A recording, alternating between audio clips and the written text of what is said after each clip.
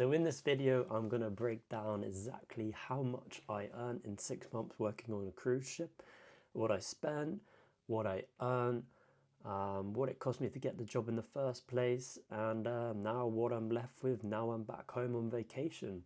So just the real numbers, full just transparency of everything, of all the finances.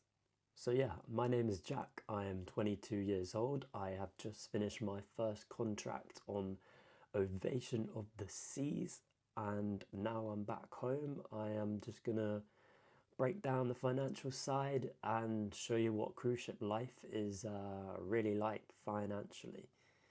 I don't see anybody talk about the numbers online at all, so there's money to be saved, definitely. So I'm just going to break it down for you. So what it cost for me before I joined, what I was earning monthly, and what I was spending whilst I was off port, what I was spending on the ship, and what I walked away with over 6 months. So let's get into it. This is the first bit. So before you join the ship, there is a few things that you need to do. So I'm from the UK, so I needed to get a visa. I had to get the C1D1, whatever it is, visa. So that cost me $150 roughly. I went up to the embassy in London. The company I work for, Royal Caribbean, sponsored me, so they made it really easy. They gave me the instructions. I just had to go up there and do my interview, which is pretty easy, and then wait for it to come in the post. So that's the first thing, your visa. The other thing you will need to do is a medical check. So this involves you, again, heading up to London and getting yourself checked over. So medical done, it cost about £400. So what's that in dollars? About $600 ish. I'll have to have a look at what it exactly is. So you need to get your medical, visa. What else? You will need to purchase your uniform when you get on board. So they will give you a form. You will take that to the uniform shop. Your supervisor will tell you what you need to get. He'll probably come with you. So he came with me, and he just said to the uniform shop worker, he was like, he needs this, this, this, and this, and this. And they sign the form, they give it, and then you try it on, and then you pay whatever you pay. So it will get charged on your CPass card, which is the card you use on the ship to scan. Say you're off at port, you scan your card, you get off at port, get back on the ship, you scan again. So that's basically like your ID card, basically. So it gets charged on there, and then you pay with cash and you top that up whilst you're on board. They give you a credit card, a debit card, whatever it's called. They give you a electronic card. So all your money that you earn gets paid onto this card. You can withdraw it, you can use it in real life. So now I'm back at UK, I can use that card if I wanted to, but I actually just transferred it to my UK account. In terms of everything that I spent getting onto the ship, I spent roughly $800 to get onto the ship.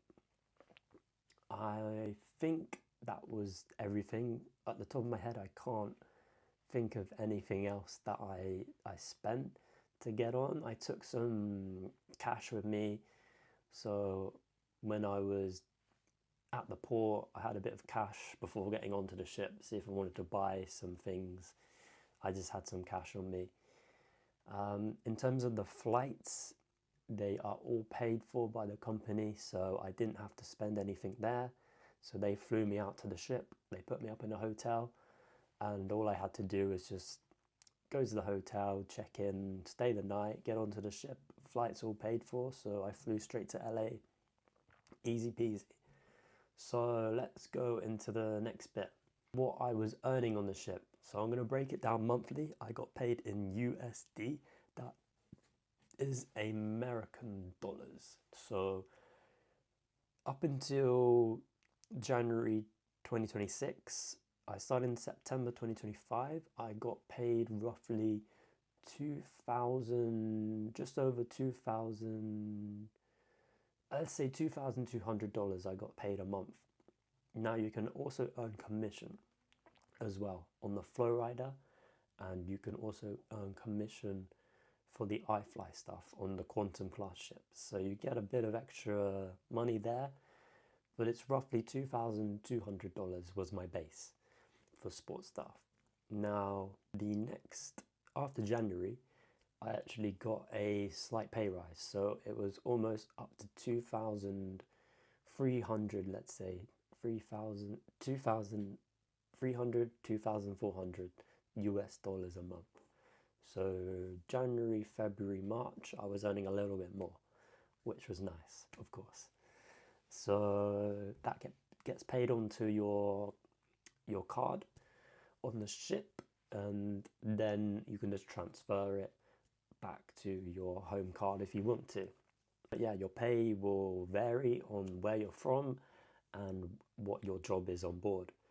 So say sports staff might earn more than some of the bar staff or the restaurant. It depends where you're from. I know, speaking to a lot of staff from, say, the Philippines, they actually sent their money home, so they didn't actually get to see it. They walked away with only a little bit per month, which I was very surprised by, but that's the culture over there. So yeah, learning new cultures of the world is always good to know. But maybe on land I would earn more here in the UK, but then I'll be spending it on my rent, my bills, food, transport, all this tax in the UK. So at me, 22, doing this cruise job, I actually save a lot more money. I'm not commuting, I'm not taxed on anything. So I'm at sea, so seafarer's tax. Salary, apart from Wi-Fi, which I'll get onto, is basically my profit. So the next bit, what did I actually spend? I'm not going to save every penny, obviously, because I'm traveling the world and I want to see new things at each port. So I'm going to go out, I'm going to spend. But first of all, number one thing is the Wi-Fi. You will use the Starlink Wi-Fi, so satellite Wi-Fi, as you're on the ship, obviously. So that's going to cost you roughly for 120 minutes, I think it was $5.99 or $4.99. It was something like that. So it's not cheap. So if you keep tapping that up, you're going to spend, like $100 on Wi-Fi a month. So it's up to you. You can spend it because you're not spending it on food. You're not paying to travel to work. You're not spending anything. So if you want, you can spend it on the Wi-Fi.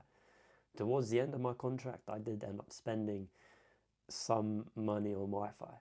I just was so disconnected to the world, and I just wanted to shoot some reels on Instagram.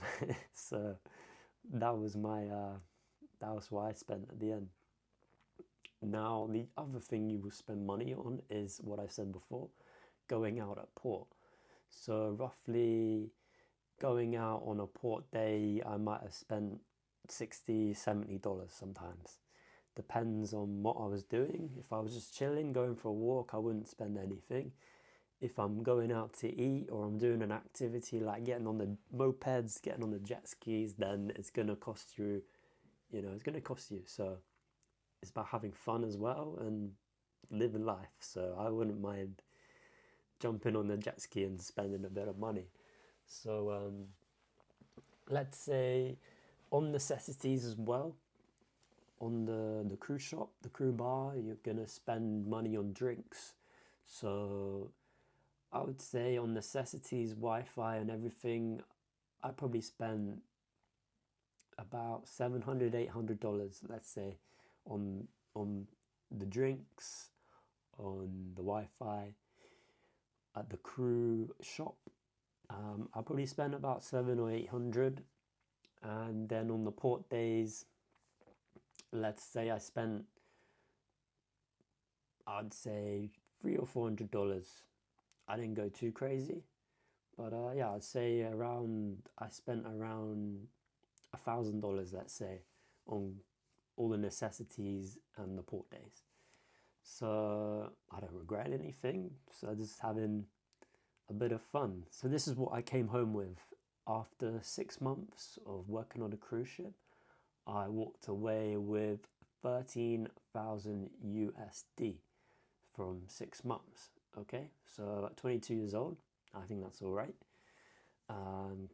Save a lot. That's all profit. It's completely saved. So, you know, that's more than some of my friends are earning back home, paying their rent, paying their bills at home. Maybe they're not working as much. Maybe they're just chilling out. So yeah, 13,000 USD is all right for me. Completely saved. Though I traveled the entire whole of Asia. So I went to LA, I went to Japan, I went to Hong Kong, I went to Vietnam, I went to Singapore, I went to Malaysia, I went to Thailand, and I went to Bali. And I walk home with profit of 13,000 USD. Can't really complain there. There's people on ships earning a lot more money than that. So you could say like the engineers, they're working more, but then they walk away with more. So depends on your role, your cruise line, and whether you're spending a lot in port, how much time you get off, etc. So is it worth it? I'd say if you're 22 and you want to travel the world and save some money, I'd say yes. It's a lot of hard work. You don't get many days. We don't get any days off, but you get time off in port occasionally. And now I've got 2 months back home, so I can go on holiday, go on vacation, or I can just chill here, which I am at the moment. So it's totally in your hands what you want to do with your 2 months off, and then I go back on for another, say, 6 months. Say you have, it depends where you are in life. If you want to start saving for a job, you want to start living in a country permanently, I would say maybe this isn't the job for you. You'd probably be better putting your money together with a partner and settling in a country and earning there. But if you want to experience the world, you want to meet new people, and save a bit of money at the same time, then yeah, I'd say go for this. It's probably one of the best decisions I've made so far. And yeah, so the next ship that I will be traveling to, well, I'll be working on and living on, is going to be Harmony of the Seas. So that is an Oasis class. Its home port is going to be in Barcelona. So it's going to be in Europe for a few months, and then in end of July, August, it's going to go over to the Caribbean. So my home port will be Florida. So if you're on Harmony of the Seas, you'll probably see me about on the sports deck. Yeah, on the Flowrider, on the Rockwall. So yeah, see you in the next video. Like, comment, and subscribe. And hope to see you on Harmony of the Seas. See you soon.